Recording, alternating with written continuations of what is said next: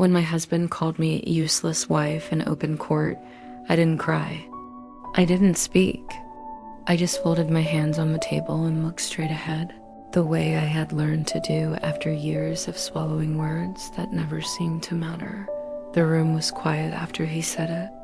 Too quiet. His voice had not shaken.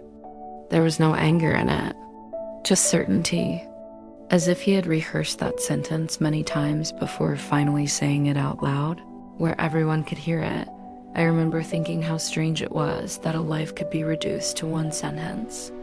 30 years of marriage, thousands of mornings, countless quiet sacrifices, all brushed aside like dust. I could feel people looking at me, not staring exactly, more like wondering if I would finally break, wondering if I would defend myself, wondering if I really was what he said I was. The judge didn't speak right away. She leaned back slightly in her chair, her expression calm but unreadable. Then her eyes moved away from my husband and rested on his attorney instead. That was the moment I felt something shift in the room. Welcome to Auntie Rose Narrates. Before today's story of betrayal and self-discovery, please subscribe and hit like to help these stories be heard. Drop your city or country in the comments. It always warms my heart. Now let's begin. Counselor, she said, her voice even and measured. Are you certain you understand who Mrs. Emily Hartwell is and what she actually does? It was a simple question, quiet, polite, but it landed like a stone. Dropped into still water, my husband stiffened beside his lawyer. For the first time that morning, his confidence wavered. The clock above the judge's bench read 9:14 a.m., courtroom 3B of the DuPage. County courthouse looked nothing like the dramatic scenes you see on television. No echoing voices, no gasps from the audience, just worn wooden benches, fluorescent lights, and the faint smell of disinfectant that always made me think of schools and hospitals. I sat at the respondent's table, palms flat, back straight. I had learned long ago that clenched fists invite judgment. Still hands don't dot as I waited. Memories began to rise quietly inside me. Not all at once, just small moments. A packed lunch, a late-night phone call, a promise kept without applause. And as the judge waited for an answer, I realized something I hadn't allowed myself to feel before Phi met Ethan Hartwell when I was 23 years old, in a place that smelled like burnt coffee and old paper. It was a small public library in Naperville, Illinois. I was standing in the history aisle, holding a stack of books that felt too heavy for my arms when one slipped and hit the floor. Ethan picked it up before I could bend down. He smiled, polite and easy, and handed it back to me as if that small moment mattered. Back then, he had a way of making ordinary things feel important. Ethan worked in finance. He liked numbers because they behaved the way people didn't. Numbers followed rules. People didn't. I was studying education, hoping to become a middle school teacher someday. I liked children because they asked honest questions. We were different in that way, but at first it felt like balance. We married 3 years later. On a warm afternoon in late June, my mother cried quietly in the front row. Ethan's parents smiled the kind of smiles that looked practiced. I remember thinking that day that love didn't have to be loud to be real. It could be steady, calm, reliable. In the early years of our marriage, things were simple.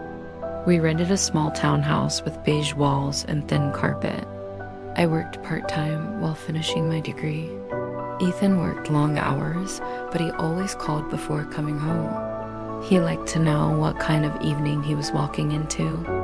A quiet one, or a talkative one. When our first child, Noah, was born, my world shifted in a way I didn't have words for yet. Suddenly, time moved differently. Days stretched and folded into each other. Nights became a series of small awakenings. Ethan held Noah proudly in front of visitors, but when the door closed, It was usually me walking the floor at 2 in the morning. I told myself that was normal. That was marriage. That was parenting. 3 years later, our daughter, Lily, arrived. By then, I had left my teaching plans behind. Not because Ethan asked me to. Not directly. It was more subtle than that. Childcare costs. Scheduling conflicts. His job being more stable. All reasonable explanations. All said gently. I stepped back without making noise. At first, I didn't mind. I ran the house like a quiet engine. Meals appeared on the table. Permission slips were signed. Doctor appointments were remembered. I knew which child needed reassurance and which needed space. I learned how to smooth things before they became problems. Ethan liked to say we were a well-run household. He said it like a compliment. As the years passed, his career grew. Promotions came. Then bigger offices. Then business trips. Our conversations began to shrink. Not disappear. Just narrow. They became about schedules, bills, the kids' grades. Rarely about us. When Ethan spoke about his work, he used words I didn't always understand. Acronyms, projections, long-term strategies. I listened anyway. I nodded. I asked questions when I thought they were safe to ask. Somewhere along the way, I stopped sharing my own thoughts unless they were practical. I told myself I was being supportive. The children grew quickly, the way they always do when you're busy managing everything else. Noah became serious and thoughtful. Lily was sensitive and observant. They learned early which parent to go to for what. Ethan for permission, me for comfort. At school events, Ethan sat beside me but rarely spoke. At parent-teacher conferences, I did most of the talking. At family gatherings, I made sure everyone had what they needed before sitting down myself. I don't remember when Ethan stopped asking my opinion. I only remember noticing that he no longer waited for it. When the kids were teenagers, Ethan began to say things like, "I handle the important decisions," without realizing how those words landed. Or maybe he did realize. I'm not sure. By then, I had learned to let comments pass without response. Silence kept the peace. Silence kept things moving. From the outside, we looked fine.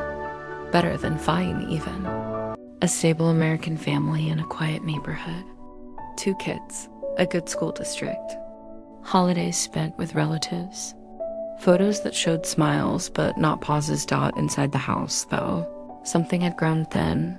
Ethan spent more time at work and less time asking where I had been during the day.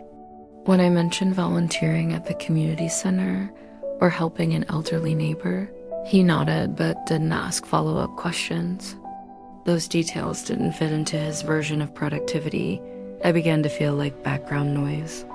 Useful, but not noticed unless absent. When Noah left for college, the house felt strangely hollow. I cried the night he drove away, quietly, in the laundry room where no one could hear me. Ethan said, "He'll be fine," and went back to his emails. Lily left 2 years later. By then, Ethan and I had learned how to live parallel lives under the same roof. We slept in the same bed but woke at different times. We ate meals together but spoke very little. I tried to bridge the distance once. I suggested counseling. I said it carefully, like I was asking permission. Ethan laughed. Not cruelly, just dismissively. "There's nothing wrong," he said. "You're just overthinking." That was the moment something in me grew quiet. When Ethan filed for divorce, it didn't come as a shock. It came like a confirmation, a final step in a process that had started years earlier. He said he wanted a clean break. He said we had grown apart. He said I would be taken care of. I didn't argue. I didn't beg. I signed where I was told to sign. By the time we reached the courtroom, I had already learned how little my contributions looked on paper. No recent employment. No salary. No visible achievements that could be listed neatly. What didn't show up on those documents were the years. I had held everything together quietly. The invisible labor, the emotional glue, the countless moments that never came with a paycheck or applause. Sitting in that courtroom, waiting for the judge to speak, I realized something with a calm clarity that surprised me. For years, I had allowed myself to be reduced to what could be measured. And now, for the first time, someone was about to look beyond the numbers. Or the first time in years. Someone was about to ask who I really was. The tension between Ethan and me did not arrive all at once. It crept in quietly, the way dust settles on furniture when no one is paying attention. There was no single argument I could point to and say, that's when it started. Instead, it was made of small moments, small words, small silences, the kind that don't feel dangerous until they pile up. It began with interruptions. I would be speaking, explaining something simple, and Ethan would glance at his phone. At first, he apologized. Later, he didn't. I told myself he was busy. His job was demanding, important. People depended on him. That was the story I repeated in my head whenever I felt myself shrinking mid-sentence. At dinner, I asked about his day. He answered in short phrases. Long meetings, same stuff. When he asked about mine, it was usually while standing up, already half turned toward another room. Fine, I'd say, because fine required no follow up. One evening, I mentioned that Lily seemed quieter than usual. She had been spending more time alone in her room, music low, door almost closed. She's a teenager, Ethan said without looking up. They're all moody. I nodded. I didn't push. I went upstairs later and sat on Lily's bed, brushing her hair back gently, asking questions Ethan didn't hear. Another time, Noah needed help choosing colleges. We sat at the kitchen table with brochures spread out like maps. I pointed out programs, locations, campus sizes. Ethan walked in halfway through and said, I'll handle this. He didn't mean to hurt me. I know that now. But the way he said it made something settle heavy in my chest. As if my voice had been dismissed without review, I started noticing how often that happened. When repairs were needed, Ethan called professionals without asking my opinion. When vacations were planned, he chose dates and destinations based on his schedule. When finances were discussed, he spoke as if explaining something to a stranger, not a partner. One night, after the kids were asleep, I tried again. I feel like you don't need me anymore, I said quietly. Ethan sighed. The way people do when they think a conversation is unnecessary. That's not true, he said. You're just sensitive. Sensitive. That word stayed with me. I began to doubt myself, to wonder if I was imagining the distance, if I was asking for too much, if this was just how long marriages worked. You adjusted. You adapted. You learned to take up less space. I stopped bringing up concerns. I stopped expecting responses. At family gatherings, people praised Ethan openly. His work, his success, his dedication. When they turned to me, they asked polite questions. And what do you do, Emily? I smiled and said, I take care of things. They nodded, satisfied. As if that explained everything. Inside, though, I felt something tighten. When Ethan's mother visited, she commented on the house. The cleanliness. The meals. You're lucky, she said to Ethan. She keeps everything running. He smiled. Yes, he said. She does. It wasn't gratitude. It was acknowledgement. The way you might speak about an appliance that worked reliably. I started volunteering more. At the community center. At the library.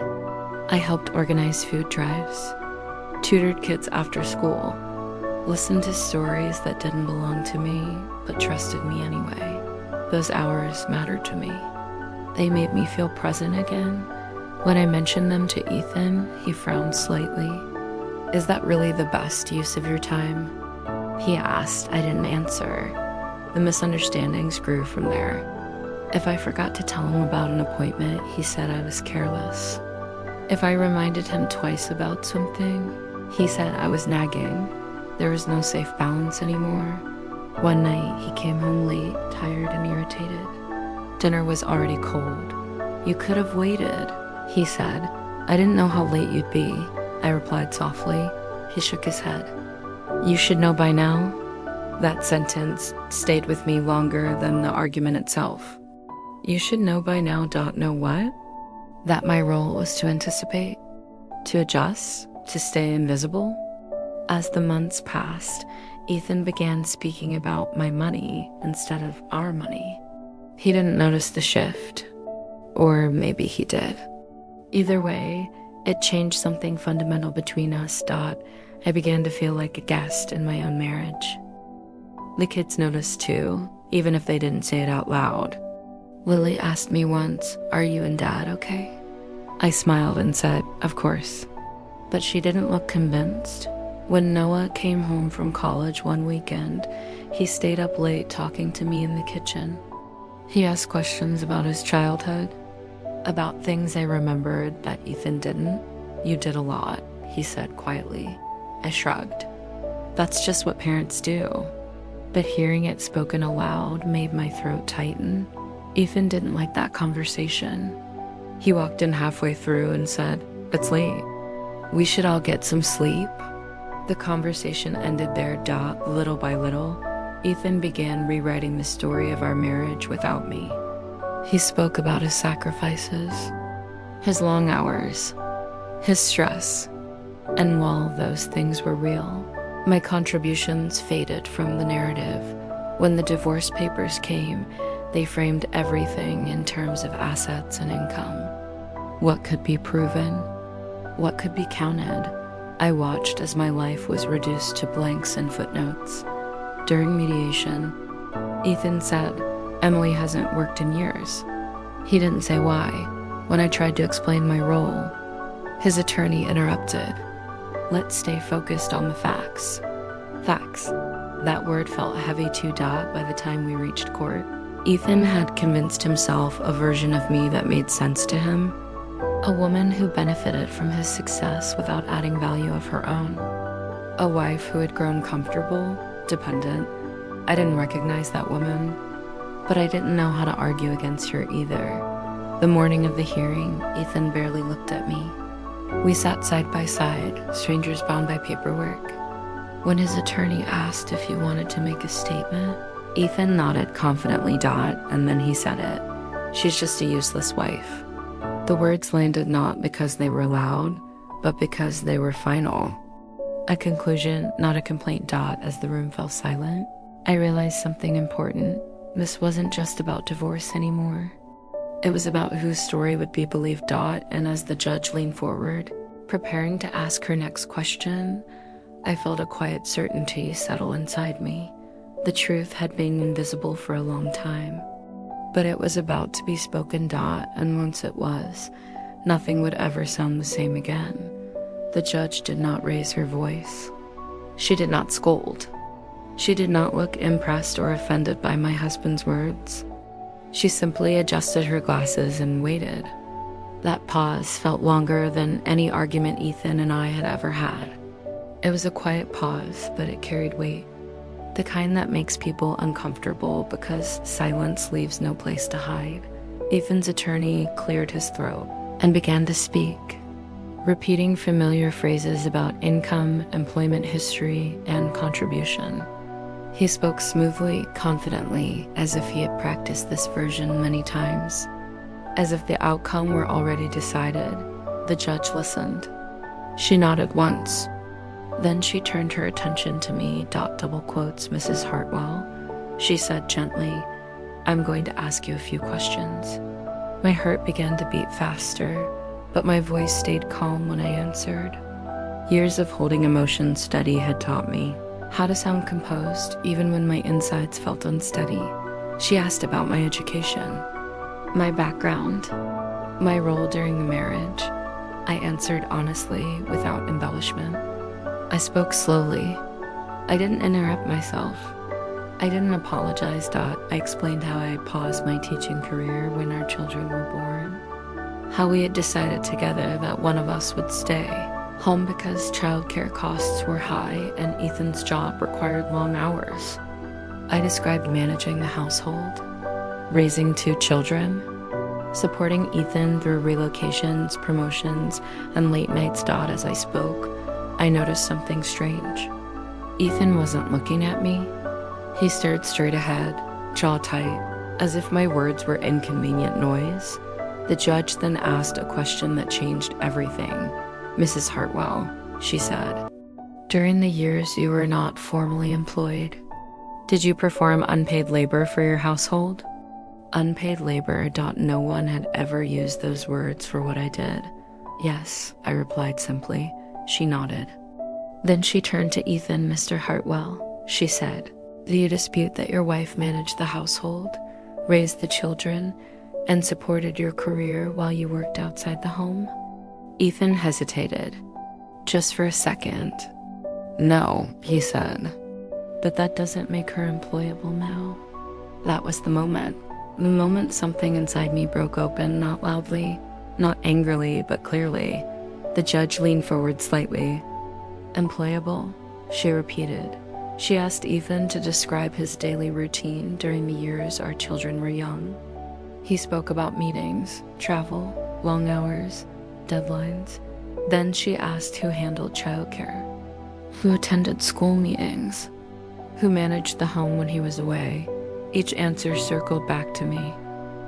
The judge listened carefully, then said something I will never forget. "Mr. Hartwell," she said, "your wife's unpaid labor allowed you to pursue and maintain your career. That labor has economic value, whether it appeared on a paycheck or not." The room felt different after that, lighter, sharper. Ethan shifted in his seat. His attorney adjusted his notes. For years, I had felt unseen. Not erased, exactly. Just overlooked. And now, in this quiet courtroom, my life was being named for what it was. The judge continued. She asked about the community work I had done, the volunteer hours, the tutoring, the organizational roles, things Ethan had dismissed as hobbies. She called them experience. She asked about the emotional labor of raising children, supporting a spouse, maintaining stability. She called it contribution. I felt tears rise, but I didn't let them fall. Not yet. Then came the question that truly marked the turning point. "Mr. Hartwell," the judge said, "when you called your wife a useless wife, what did you mean by that?" Ethan looked startled. "I meant she doesn't contribute financially," he said. The judge nodded slowly. "And would you be in the same financial position today without her contributions at home?" Ethan opened his mouth, then closed it. Silence filled the room again. For the first time in decades, Ethan had no answer. In that silence, I realized the betrayal had not been the divorce itself. It had been the way my life was rewritten to justify it, the way love had been replaced by accounting, the way partnership had been reduced to profit. The judge spoke again, calmly. "This court does not view marriage as a competition of paychecks," she said. "It is a partnership, and partnerships include visible and invisible labor." I felt something settle in my chest.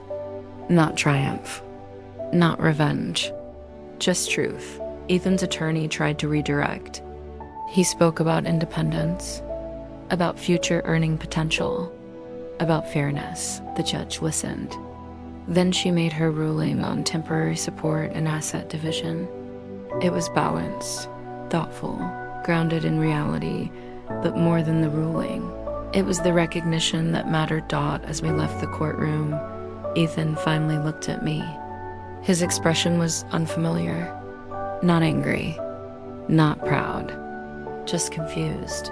"I didn't know you'd say all that," he said quietly. I met his eyes for the first time that day. "You never asked," I replied. We walked out separately. That afternoon, I sat alone in my car, hands resting on the steering wheel. I didn't turn the key right away. I just sat there, breathing, letting the moment settle. For years, I had measured my worth by how little trouble I caused, how smoothly things ran, how rarely I needed anything. And now, standing at the edge of something new, I realized I had reached my breaking point, not because I was weak, but because I was finally ready to stop disappearing. The truth had been spoken aloud, and once spoken, it could not be taken back. What I didn't yet know was how that truth would change. Not just the outcome of the case, but the way I would live the rest of my life. And that is where the hardest part of the story truly begins. The days after the hearing did not feel like a victory. They felt quiet, heavy in a gentle way. Like the moment after a long storm when the air is still and you are not sure yet what has been damaged and what has survived. Woke up the morning after court before the sun came up. The house was silent, the kind of silence that feels louder than noise. For a moment, I forgot where I was in my life. That happens when routines break. Then it came back to me slowly. The courtroom, the judge's voice, Ethan's face when he realized the story he had told himself was no longer holding. I lay in bed and stared at the ceiling. No rush, no schedule. No one waiting for breakfast or reminders. For the first time in years, the day belonged only to me. That realization scared me more than I expected. I moved through the house carefully, like a guest. I made coffee and sat at the kitchen table without turning on the radio. I wanted to hear my own thoughts. They came softly at first, then all at once. Memories, regrets, questions I had avoided asking myself for decades. I thought about the woman I used to be, the young woman in the library, holding too many books, believing love meant adjusting until everything fit. I wondered when I had stopped believing that my own shape mattered. That afternoon, I opened the hall closet and began sorting through boxes. Papers from old school projects, artwork the kids had made, cards from birthdays and anniversaries. Each item carried a version of me attached to it. I didn't throw everything away. Some things deserved to stay.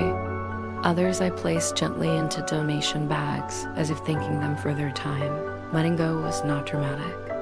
It was quiet, intentional. Ethan called 3 days later. I recognized his number and almost didn't answer. Not out of anger, out of uncertainty. But I picked up. "I've been thinking," he said. I waited. "I didn't realize how much you did," he continued. Not really. I believed him, and that truth settled in me without bitterness. Understanding does not always arrive when it could have saved something. Sometimes it arrives only when it can explain the ending. "I hope you're okay," he said. "I am," I replied. And for the first time, it wasn't something I said to make someone else comfortable. After the call, I sat with the feeling for a long time. Forgiveness did not feel like forgetting. It felt like choosing not to carry the weight forward. Ethan had lived inside a narrow definition of value. I had lived inside it too, without questioning it. That was the part I had to forgive myself for. I started therapy the following week. The counselor asked simple questions, non-accusatory ones. Questions about patterns, about when I learned to be quiet, about why being needed felt safer than being seen. Some days I left those sessions feeling raw. Other days I felt lighter, as if a knot I didn't know I was carrying had loosened just a little. I began walking in the mornings. No destination, just movement. The neighborhood looked different when I wasn't rushing. I noticed small things. A woman watering her plants, a dog waiting patiently at a corner, life continuing without needing my permission. Noah called often. He asked how I was adjusting. He didn't offer advice. He just listened. That mattered more than he knew. Lily came home for a long weekend. We cooked together. We laughed quietly. At one point, she looked at me and said, "You seem different." I smiled. "I feel different," I said. Different did not mean fearless. I still woke up some nights unsure of what came next. But the fear no longer told me to stay small. It told me to prepare. I applied for a substitute teaching position at a local middle school. When the acceptance email came, my hands shook. Not from doubt, but from recognition. This was a part of me that had waited patiently. Standing in front of a classroom again felt like returning to myself. The students asked questions, honest ones. I answered them without shrinking. Without apologizing for taking space. At home, I rearranged furniture.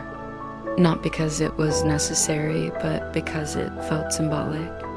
I wanted the space to reflect who I was becoming, not who I had been expected to be. Forgiveness continued to unfold slowly. I forgave Ethan without inviting him back into my life.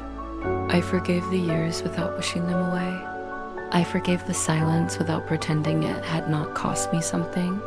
One evening, I sat at the kitchen table with a letter from the court confirming the finalized arrangements. I read it once. Then I folded it neatly and placed it in a folder. It no longer needed my attention. What needed my attention was the future. I signed up for a certification course. I reconnected with friends I had drifted away from. I spoke more. Even when my voice shook, the most surprising change was internal. I no longer measured my worth by usefulness. I measured it by presence, by honesty, by the quiet strength of choosing myself without bitterness. One afternoon, as I walked past the courthouse again, I paused. Not because I needed closure, but because I wanted to acknowledge the woman who had sat inside that room believing her life to be summed up in one sentence. She had stayed calm. She had stayed honest. She had stayed, and now she was moving forward. I didn't know yet what the final chapter would look like, but I knew this much with certainty. The story was no longer being told without me. And in the next part of my life, I would speak for myself fully, clearly, and without apology. Life did not suddenly become perfect after everything settled. There were still quiet mornings when I felt the weight of the past resting gently on my chest. There were still moments when old habits tried to return, whispering that it was easier to stay silent, easier to step back. But those moments no longer owned me. I noticed them. I breathed through them, and then I chose differently. I learned that healing is not loud. It does not announce itself.